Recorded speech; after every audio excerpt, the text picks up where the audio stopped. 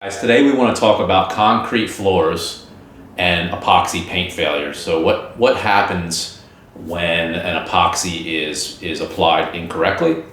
Not good things. You're going to get peeling, you're going to get flaking, you're going to get sheeting, where you can peel off sheets of epoxy. And why does that happen? Improper prep. So I know I do a lot of estimates. I go out and I understand why there's improper prep. It's because a lot of times there's two different reasons. One is the contractor just didn't know what they were doing and they did the prep wrong.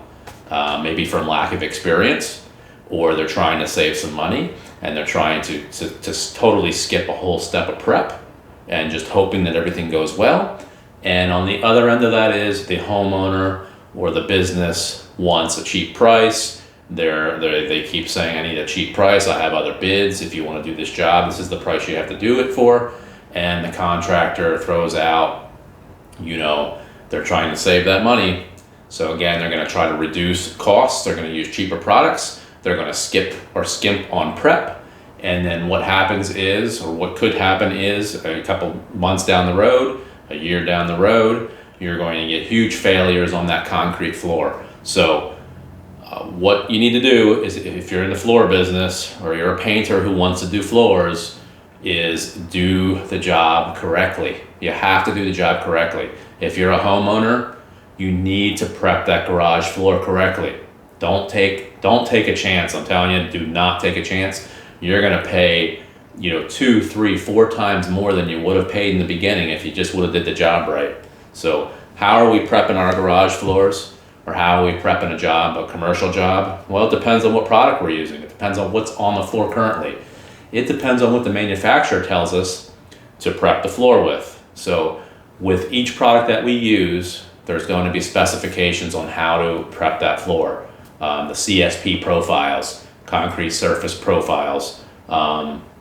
Basically, there's a different profile for each different way that you're going to prep that floor for the product that you're using.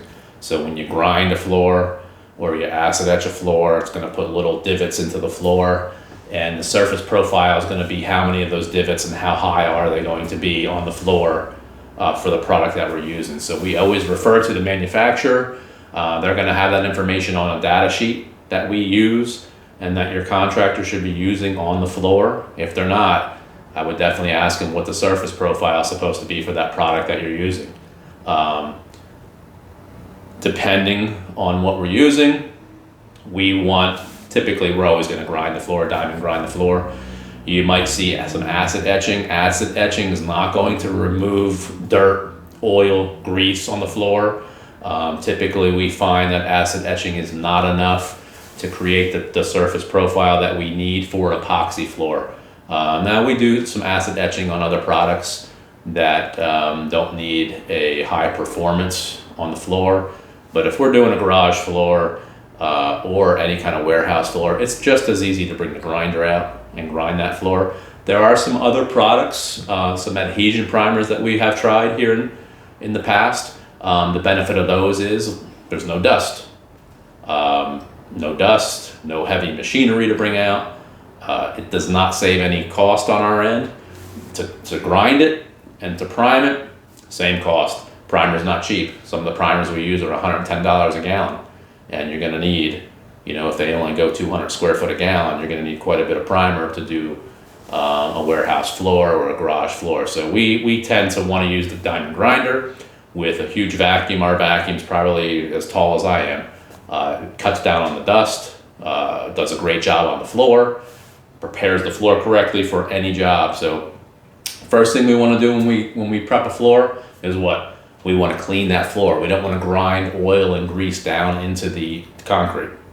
We're going to clean the floor. We want to use an oil emulsifier to lift up the grease, clean the grease off, let the floor dry, grind the floor to the surface profile that we need.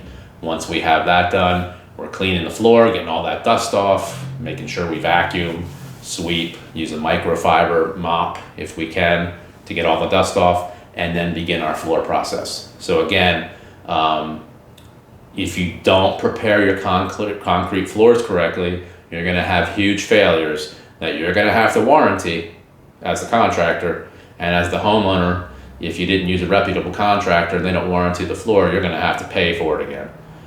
Trust me, a lot of contractors are gonna try to get out of that warranty. They're gonna blame it on moisture, they're gonna blame it on movement, they're gonna blame it on anything they could possibly blame it on to not warranty your floor. If you properly prepare a concrete floor for epoxy, you should not have any failures. So, tip of the day, make sure you do the right thing. All right, thank you guys.